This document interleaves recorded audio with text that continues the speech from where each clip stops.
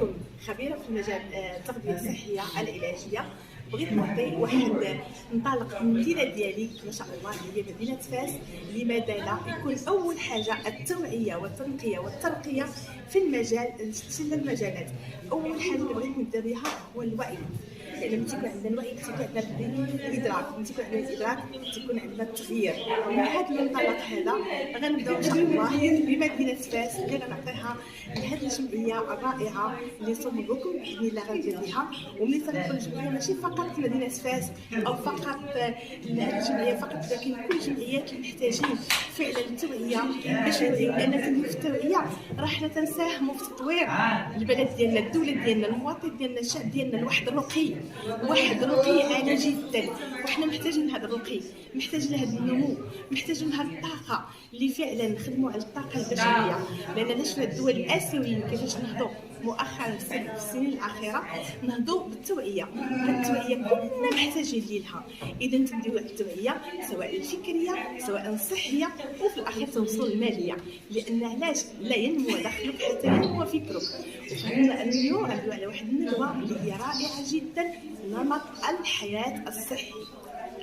تقول نمط الحياه الصحي فعلا خصنا نقولوا لماذا نمرض، وما هي الاسباب، وكيف الطرق للوصول الى العلاج.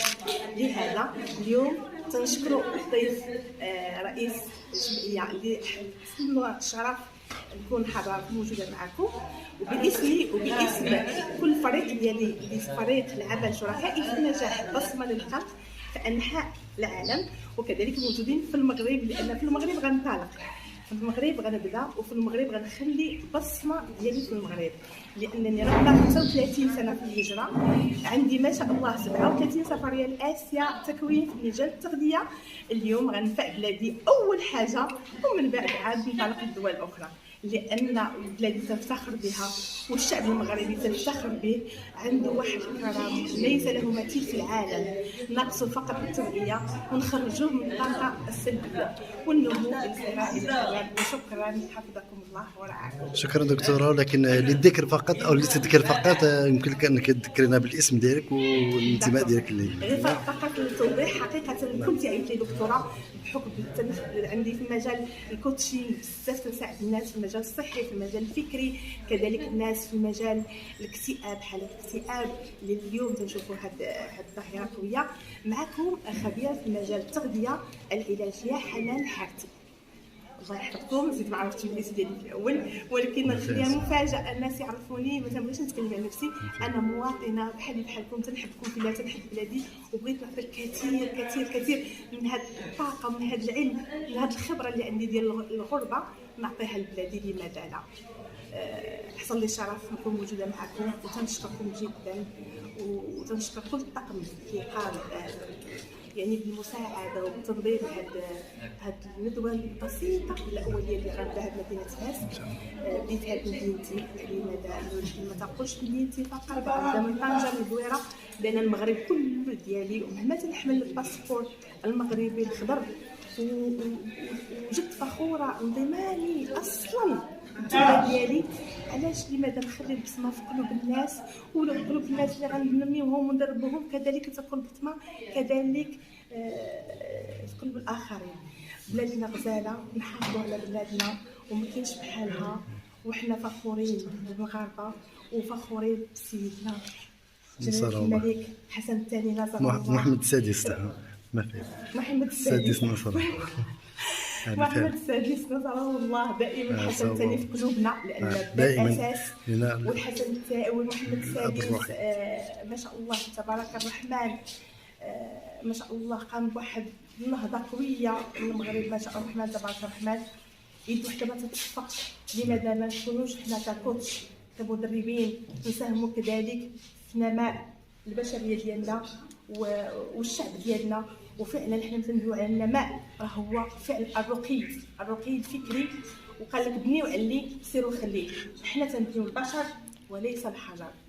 جد فخوره وجودي معكم، تنحبكم في الله، وجزاك الله كل خير. وهذا الحب نريد ان تقسمه معنا بتواجدك مع ثله من الدكاتره اللي غادي يقوموا بتاطير هذه الندوه. اللي غادي نحضرها اليوم. كيفاش كتشوفي الوجود ديالك ضمن هذه الثله من الدكاتره؟ بصراحه الله كنت دائما تنقول صعيب باش نرجع للبلاد وتلقى يعني واحد الاقبال التغيير، ولكن من الشرف الكبير، لان فعلا كنت تقولي دائما الدكتوره توليا اليزامي غترجع للمغرب غترجع للمغرب، لان المغرب حاجه وحده اللي خصو يتغير الا وهو الفكر. الا خدمنا على الفكر خدمنا على كل شيء، الا غيرنا العقول ديالنا غيرنا كل شيء. لان لا بقينا نشوفوا بحال المغرب لفيت العالم، عشت في اوروبا، اسيا مساليها، اوروبا كثير، الدول العربيه، كل شيء الدول مثلا كل الدول ممتازه، ولكن بحال المغرب ليس له مثيل. يعني تنقول المغرب نشوفوا اي حاجه، الصناعه، الكرم، ما شاء الله. اذن كنشوف بان هذه الرساله اللي كنتي انك تخولت لك انك كنتي كسفيره خارج المغرب، وانك اديتي الرساله ديالك وجيتي اليوم باش تبرزي لنا هذه الرساله اللي خمتي بها رساله قويه عندي، رساله كذلك للصحه اللي غنفاجئكم ان شاء الله قريبا. لان من بعد المعاناه ديال الوالد ديالي الله يرحمه برحمته تعالى 15 سنه ديال الزهايمر، عندي جوج قصص النجاح ديال الزهايمر. ما غتقولوليش كيفاش، لانه اول حاجه النيه واليقين والايمان والصبر. 20 سنه ديال التحدي من 2003 حتى 2023 اول قصه نجاح، وما غتكونش اخر قصه نجاح. بالعكس الايام اللي جايه ماشي غنقول لكم لا الزهايمر تيكثر، ولكن غنقول لكم لا الزهايمر غيقل باذن ان شاء الله. غنستافدوا منك ان شاء الله، وغتستافدوا مني كذلك، وغنستافد منكم جزاك الله خير. كذلك غنستافد من الكل، لان كل واحد عنده واحد الطاقه وعنده واحد القدرات وشي تيكمل شي. المهم حنا نتعاونوا ونتضامنوا، ويد الله مع الجميع. شنو عندنا في عقولنا وفي قلوبنا وتنسامحوا فعلا، تنخليو واحد تغيير وتبداو نغيروا. وربي سبحانه وتعالى كذلك تأمرنا تعاونوا على البر والتقوى ولا تعاونوا على الاثم والعدوان، وهذا هو الدور ديالنا ان شاء الله اليوم موجودين معكم. بغينا الرساله اللي غتوجهيها للمشاهدين والناس اللي غيتبعوا الرساله اللي غنوجهها لكم، استغلوني. هذه اول رساله، استغلوني، ما حدني انا موجوده معكم. استغلوا كل واحد يقدم لكم الخير. كونوا كذلك تتحبوا وتتعشقوا هذا الوطن، وتكون عندكم الروح الوطنيه لهذا البلد، لان بلد غني، غني بناسو، غني بالتراث ديالو، غني بملكه، بالشعوب ديالنا. يعني كيفاش نضموا ونتعاونوا ونحافظوا على بلادنا ونحافظوا على التراث ديال جدودنا اللي زرعوا فينا. ما دخلناش الحضاره ونفقدوا الاصل والاخلاق والمبادئ، القيم، المحبه والخير، التسامح. يعني كاين الكثير اللي جيت نقول لكم، غنبقى نطول عليكم حتى غدا وما نساليش، لان فريمون تيقول لك واحد المثل موت فارغا. وشكرا الدكتوره توليا اليزامي، دائما هي اللي تعلمت منها الكلمه، وانا اي واحد تعلمت منه شي حاجه تيخلي لي بصمه في القلب ديالي.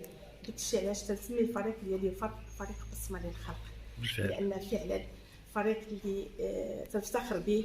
ما تنقولش فقط في المغرب، لان بصمه للخلق عندي كذلك في الدول الاوروبيه، وعندي كذلك حتى في الدول كفريق. تنتكلم كفريق شركائي في النجاح اللي تنحاول نقودشيهم، اللي تنحاول ندربهم، اللي تنحاول فعلا نقول لهم ها الرايه المغربيه وها السفيره المغربيه، ها المغاربه كيف دايرين. لان حنا سفراء، كل واحد خرج من المدينه ديالو او من الدوله ديالو تيكون سفير للبلد ديالو. لان حنا كاينين، انا بعض المرات مثلا نشوف التواصل الاجتماعي تيدوي على المغرب بشي كلمه او شي حاجه تضرني خاطري، لان تنقول خرج من الواد ونشفوا رجليه، نسى الاصل ديالو، نسى التربه ديالو، نسى التربيه ديالو. ولكن ما تنقدرش نحكم عليهم الخطا، لان الحكم لله. تنقدر نقدرهم وتنقول ربما ما جاتوش الفرصه بحال اللي تحتني انا الفرصه، اللي كان واحد الاب عظيم، واحد الام عظيمه، واحد الاجداد، واحد الجيران، لان كل واحد خلى بصمه.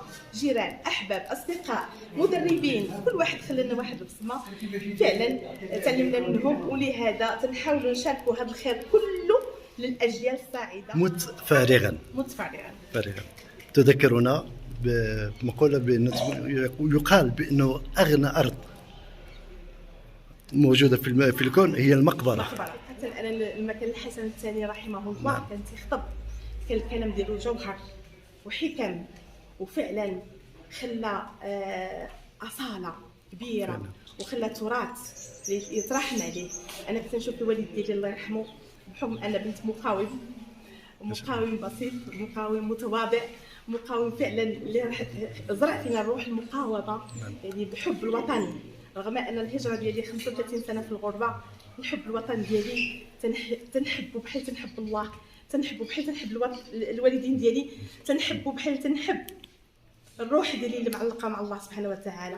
لابد روحنا تكون معلقه الوطن ديالنا، وملي تنقول الوطن ديالنا لازم نحميوه بالكلام الطيب، ماشي نجرحوا ولا شي حاجه، بالعكس نحاولوا نسامحوا الانسان ونحاولوا نوضحوا لهم بان حنا ماشيين في واحد الطريق صحيح، لان اي واحد يحب الوطن ديالو، ونكون نحبوا حتى الجيران ديالنا بواحد السلام، حبا وسلاما، لانها كتذوب السلام في انحاء العالم. هذا اللي تنقدر نوجهها فعلا الوطن ديالنا والبلاد ديالنا والشعب ديالنا جميعا. حفظكم الله ورعاكم. شكرا دكتور.